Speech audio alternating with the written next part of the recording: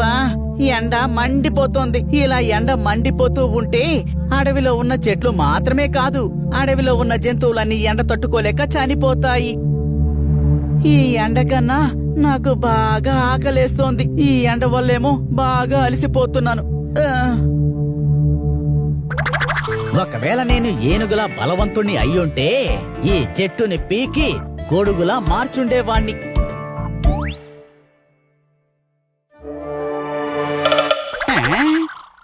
అటువైపు ఏం వెళ్తోంది? ఏదైనా ఎగిరే పల్లెమా? అయ్యుండదు.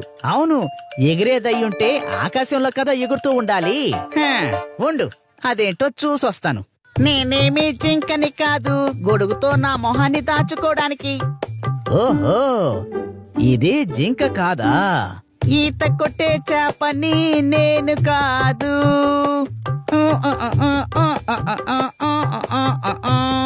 ఓ, ఇది చేప కూడా కాదా? అయితే ఇది ఎవరు? ఇది ఎవరో నేను కనిపెట్టి తీరాలి. ఏయ్, ఎవరు నువ్వు? ఓహో, నువ్వు కుందేలువా? ఏమైంది నక్క?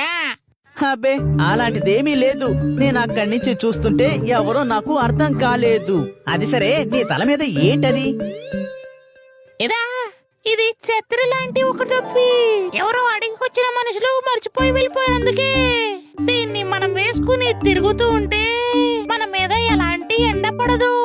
అయ్యా బాబోయ్, చాలా అద్భుతం. ఇది చాలా చాలా బాగుంటది. అరే అవునయ్యా, ఈ గొడుగు చాలా అందంగా ఉందని చెప్తున్నాను. దాన్ని నువ్వు నాకు ఇచ్చేయచ్చు కదా కుందేలు. అయితే నేను మీకిస్తే నాకెండ పడుతుంది కదా. అదేం లేదు కుందేలు పిల్ల, ఇక్కడ నేను 2 రోజుల నుండి బాగా అలసిపోయి ఉన్నాను. ఇప్పుడు నేను వెంటనే వెళ్లి అడవిలో ఉన్న వైద్యుణ్ణి కలిసి రావాలి. ఇప్పుడు ఎండ గనక ఇంకా పెరిగిపోతూ ఉందంటే నేను స్పృహ తప్పి పాడిపోతాను. అందుకనే నేను మిమ్మల్ని వేడుకుంటున్నాను కుందేలు సార్, దాన్ని నాకిచ్చి సాయం చెయ్యొచ్చు కదా. ఒక్కసారి నేను వైద్యుణ్ణి కలిసి తిరిగొచ్చి ఇచ్చేస్తాను, మీ ఇంటికే తీసుకొచ్చి ఇచ్చేస్తాను. అలాగైతే మీరు వైద్యుడిని వెళ్ళి చూడాలంటే నేనిస్తాను, ఆయన సాయంత్రం లోపల ఇచ్చేయాలి. నమ్ము, ఖచ్చితంగా తిరిగి తీసుకొచ్చిస్తాను. ఈ నక్క ఇచ్చిన మాటని ఎప్పటికీ జవదాటదు. అలాగైతే తీసుకోండి, దీన్ని ఉంచుకోండి. అయ్యా బాబోయ్, ఏదో ఒక కిరీటాన్ని పెట్టుకున్నట్టుగా ఉంది. సరే సరే, దీన్ని వేసుకొని నాతో పాటు పాడండి. ఆ పాట? కానీ ఏం పాట పాడను? నాకు గుర్తుకొచ్చింది.